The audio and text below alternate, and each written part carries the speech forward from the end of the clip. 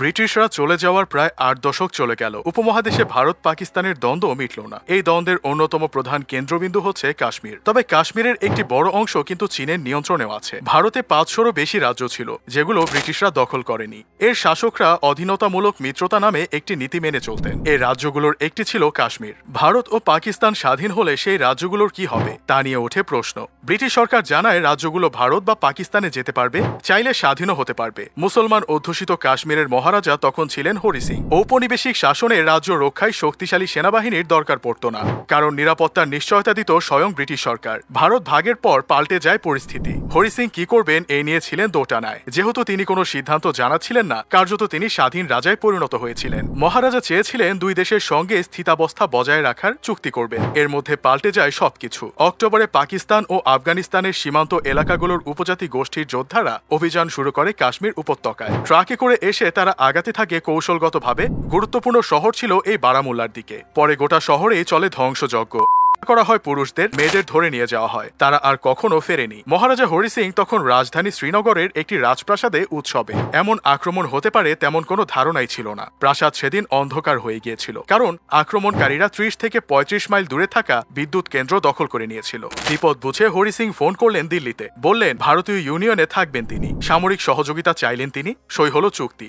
গাড়িবহর নিয়ে চলে গেলেন জম্মু শহরে। গাড়ি থেকে নেমেই বললেন আমরা কাশ্মীরকে হারিয়েছি। উপজাতিদের সে পেছনে পাকিস্তানের ইন্ধন ছিল। সাদা পোশাকে পাকিস্তানি সেনা ও সামরিক অফিসাররাও ছিল। তাদের লক্ষ্য ছিল কাশ্মীর দখল করে নেয়া। তারা যেটা পারেনি কিন্তু সেটা হয়েছে, সেটা হলো হরি সিং ভারতে যোগ দিতে বাধ্য হলেন। তবে হরি সিং এর ত্রাতা হয়ে আসে ভারতীয় সেনাবাহিনী। তারা ১০ দিন অবরোধ করে আক্রমণকারীদের শহর ছেড়ে যেতে বাধ্য করে। কাশ্মীর উপত্যকা দখলে নেয়। কয়েক মাসে ভারত ও পাকিস্তানের মধ্যে যুদ্ধ বেঁধে গেল। লড়াই চলে প্রায় ২ বছর। এরপর জাতিসংঘের মধ্যস্থতায় হয় যুদ্ধবিরতি। তবে পাকিস্তান সেনা প্রত্যাহার করতে অস্বীকার করে। তখন থেকেই কাশ্মীর কার্যত পাকিস্তান ও ভারত নিয়ন্ত্রিত দুই অংশে ভাগ হয়ে যায়। সেই বিভক্তি রেখা এখনো আছে। ভারত পায় জম্মু কাশ্মীরের নিয়ন্ত্রণ, আজাদ কাশ্মীর ও গিলগিত বালতিস্তান পায় পাকিস্তান। কিন্তু দুই দেশেরই দাবি পুরো উপত্যকার মালিকানা। ১৯৬২ সালে ভারত নিয়ন্ত্রিত কাশ্মীরে হামলা করে চীন, দখল করে নেয় আকসাই অংশ। পরের বছর পাকিস্তান দেশটিকে উপহার দেয় ট্রান্স কারাকোরাম অঞ্চল। ফলে হরি সিং এর কাশ্মীর এখন ৩ দেশে বিভক্ত। সেই সময় কাশ্মীরের মুসলিম নেতা সর্দার আব্দুল আইয়ুব খান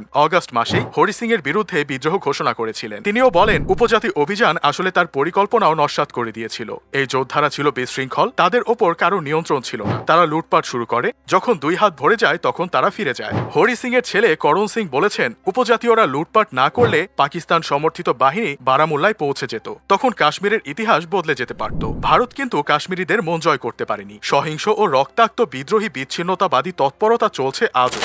ভারত ও পাকিস্তান এখন পর্যন্ত যুদ্ধ করেছে কয়েকবার। দ্বিতীয় দফায় ১৯৬৫ সালে, এরপর ১৯৭১ সালে। সেই যুদ্ধে পাকিস্তান ভেঙে জন্ম হয় বাংলাদেশের। পরের বছর সিমলা চুক্তির মধ্য দিয়ে কাশ্মীরে বর্তমানের লাইন অব কন্ট্রোল বা নিয়ন্ত্রণ রেখা পায় চূড়ান্ত রূপ। তবে ১৯৮৪ সালে ভারত সিয়াচেন হিমবাহ এলাকার নিয়ন্ত্রণ দখল করে।